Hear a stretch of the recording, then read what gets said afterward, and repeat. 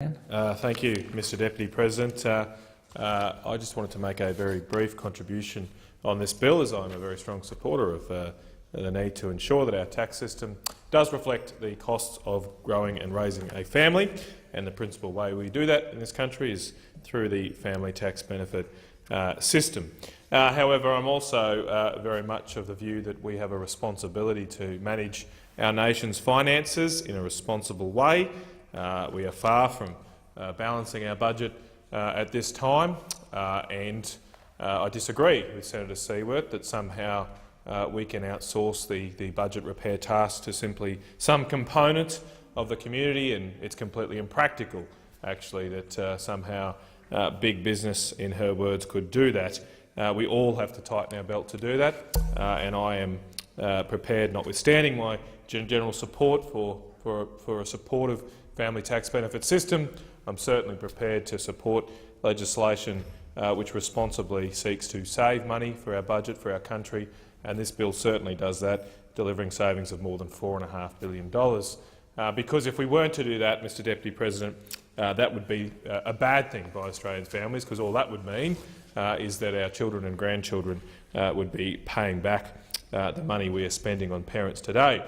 And I principally want to say that at the heart of any family tax benefit system and at the heart of those changes should be what's best for children. And I think the way we can generally get the best outcomes for children is to ensure that parents have the most flexibility about the choices they make for their children, because in almost all cases, in the vast majority of cases, it's the parents who are in the best position to decide, not government, what is best for their child. Certainly, my wife and I think, are on the same team when it comes to that. We hope my family's on the same team. Sometimes I think my kids are on a different team, but it depends what game we're playing.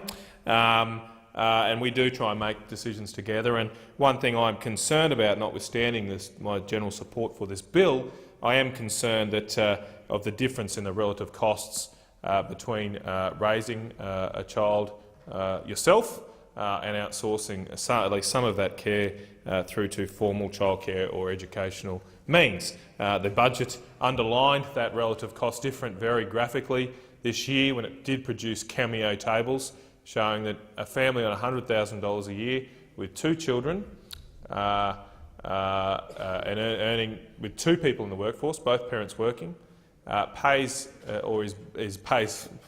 less, pays a lower amount of tax to the tune of $23,500 than a family on $100,000 with two children with just a single income earner. Same families, two kids, same amount of household income, $100,000. A single income family ends up with taking home $79,500, and the double income family actually ends up with $103,500 after tax and family benefits and childcare. $23,500 difference a year for a family with the same starting point, same household income. I think that's blatantly unfair. It's a new car a year for the double income family, and it's got to have, of course, very distorting impacts on what decisions parents make. I think it's very important, as I said, that we try and let parents make their own decisions without socially engineering those decisions through the tax system or otherwise. It's extremely important when children are very young, and that is not something I have come to through not only my personal experience, but the evidence is stacked far in favour of allowing parents to look after their own children, particularly when they are young. The OECD did a report in 2007 saying that, taking stock of the evidence, it seems that child development is negatively affected when an infant does not receive full-time personal care, breastfeeding issues aside, for at least the first 6 to 12 months of his or her life.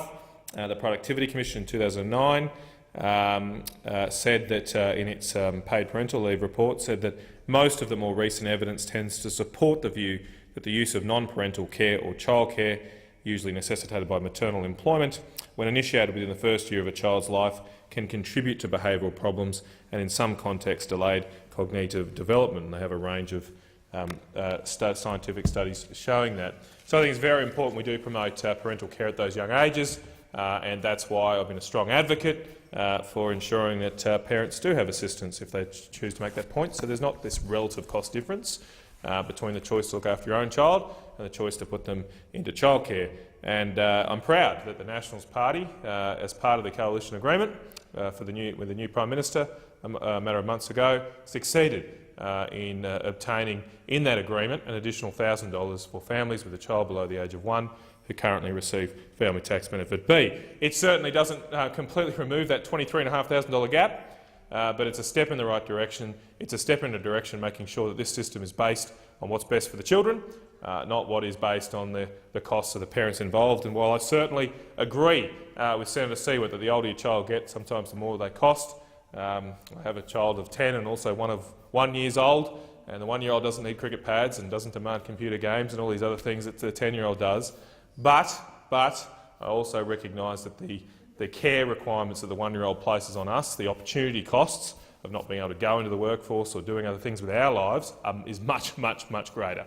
The 1-year-old cannot look after himself, and that, of course, comes at a cost to a parent that decides to stay out of the workforce to do that. So I'm very proud that the Nationals Party have stood up for the stay-at-home mums and dads of this country. They do the most important work in this country.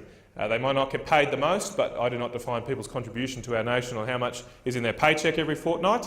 It is my firm view that while my wife is staying at home looking after kids, she does much, much more important work than me, and it is work. Tell you, when I have to stay home and look after them, it's much harder work than we do here in Canberra, and we should do as much as we can to support that decision, not to penalise it, and I'm proud that at least partly in this bill we do move in that direction. Thank you, Mr Deputy.